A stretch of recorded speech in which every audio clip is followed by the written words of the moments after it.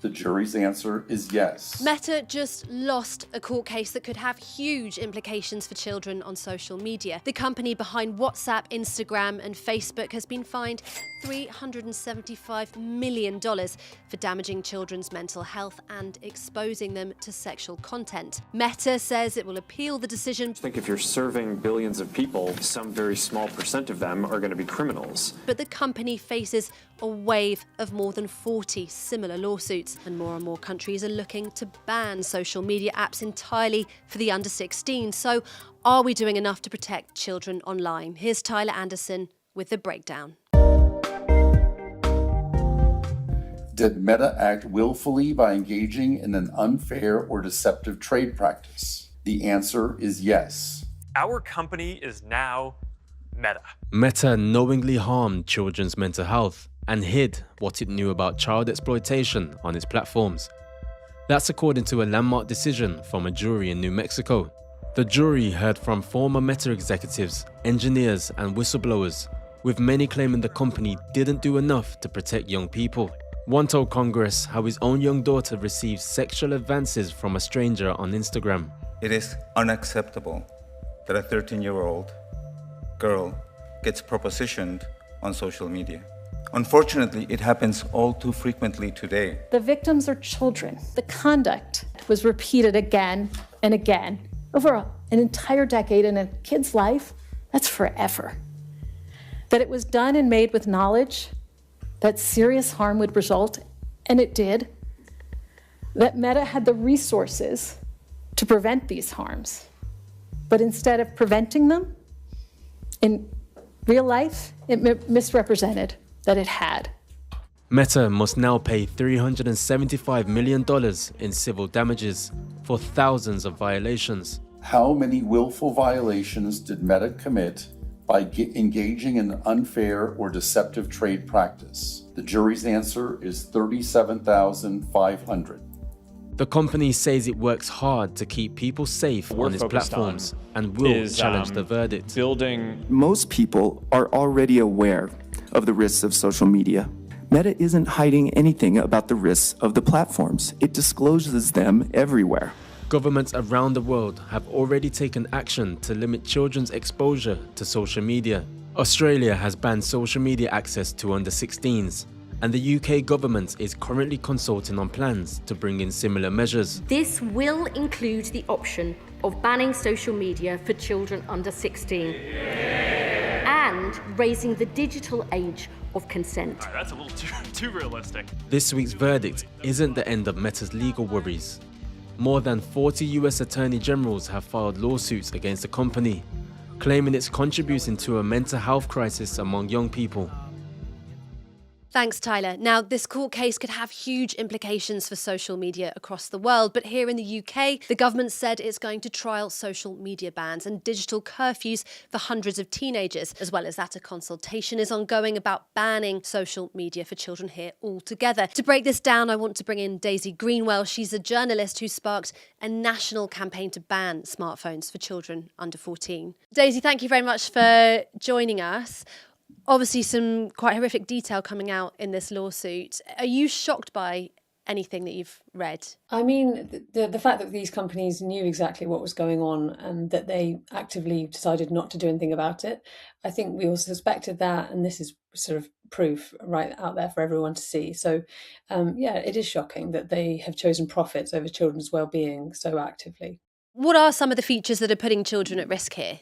Yeah, so it's a whole range of things which have been identified, which they're now going to probably be looking at, which are from stronger age checks. We know that currently huge numbers of children are on these platforms and that the platforms aren't taking them off. Safer defaults, so that adults and children aren't connected through recommendation systems, and the algorithm itself, which we know kind of amplifies harmful content to children even when they're not looking at it.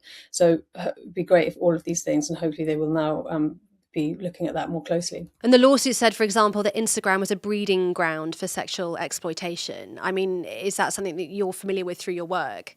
Predators go where children are, and children are currently on these platforms, and so that's where predators are congregating. It's no longer in the park that your child is going to meet a paedophile, it's online.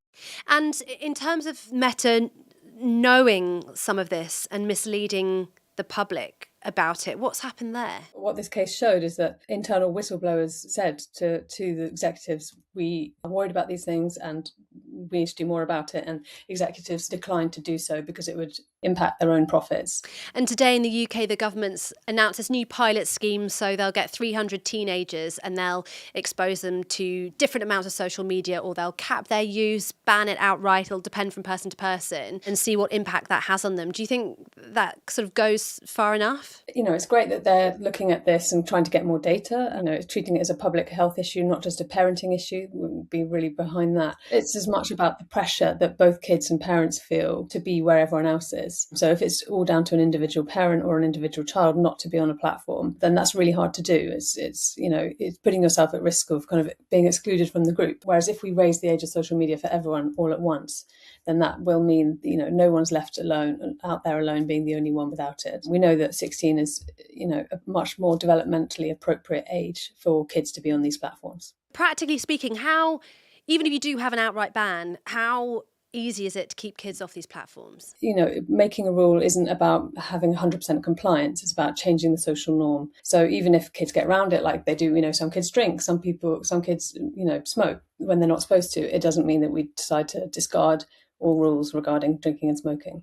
You're obviously in touch with so many parents about this all the time. Can you tell us about some of the stories that you've heard, some of the concerns that people have about the harms for children who might be using these platforms? When you're on these apps, it's very hard to stop. And we lose hours and hours of our day to scrolling. And for kids, I think 12-year-olds in the UK are now spending an average of 5 hours a day on their smartphone. The big question for all the parents in our community is like, what are they missing out on when they're doing that? If that adds up to a full-time job each week, 35 hours a week. They are missing out on lots of the crucial things that kids have just always done, like playing sport, being with their friends, just talking to each other in real life. And that's having a huge knock-on effect on their well-being and their future prospects.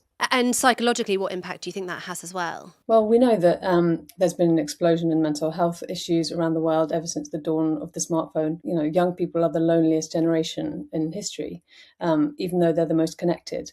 So it's having a huge impact on their well-being. And, you know, I don't think anyone knew when these platforms first came out what the effect would be. But now we do know, and we can see, and we know that it's time to make better regulation to protect young people from that. And we know that countries like Indonesia and Australia, for example, have implemented outright bans on under 16s. The government hasn't done that. It's considering it. There's a big argument in Parliament over it at the moment. Do you think the government is moving at the right pace? Do you think it's taking this seriously enough? I think they're taking it really seriously, and I think that's why they're consulting, is because this is, you know, it would be major legislation that would affect millions of people, and they want to get it right. It's not necessarily that the Australia way of doing it is the only good way. There might be better ways to do it, and I think that they're looking into that, and they're talking to all the interested parties, or kids everywhere, parents everywhere, organisations, and I think that's really important to make legislation that sticks. Meta has said it's going to appeal this, but whether it wins or not, how big a deal do you think this moment is in terms of your whole campaign, the time that you've been campaigning? The political wins as such that, you know, everyone is thinking and talking about this issue right now, all across, you know, America and the UK, and countries around the world are falling like dominoes, really. Everyone's ready to do more. And I think this is our moment to get real proper change for kids everywhere. You know, a whole generation of kids has been guinea pigs essentially in this experiment, a social media experiment. And I think it's time that we took a different path and chose a better digital future for kids. These platforms are only getting more and more addictive and more harmful. And the legislation that we've tried to enforce, you know, over the last decade hasn't made that much difference to children's lives. And so it's time we did something much bigger, much stronger. And if we lose this moment, if Labour don't do something now, you know, shame on them essentially, because they've missed their moment, missed their chance, and everyone wants this, and it's time. All right, Daisy, thank you so much for speaking to us. That's The Breakdown. Thanks for watching. See you next time.